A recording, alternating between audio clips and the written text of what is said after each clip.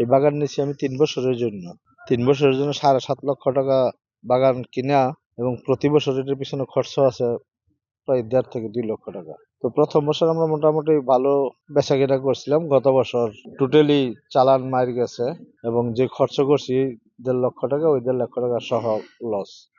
এবছর ইনশাল্লাহ ফলন ভালো এখন পর্যন্ত, আশা করি ব্যবসা বাণিজ্য ভালো হবে।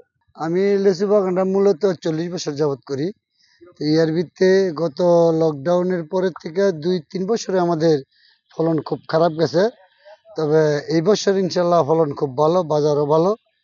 আমাদের প্রত্যেকটা বাগানেই আমরা হয়তো আমাদের নিজেদের বাগান যেটি আছে, আর যেদিন আমরা কিনে নিছি ওটি তো মোটামুটি আমাদের ডবল। মনে করেন আমার গাছ আছে 100-র মতন, তার মধ্যে আমি কিছু বাগান বিক্রি করে লাইছি, 3টা বাগান, একটা বিক্রি করে লাইছি, 2টা আমার নিজে রাখছি।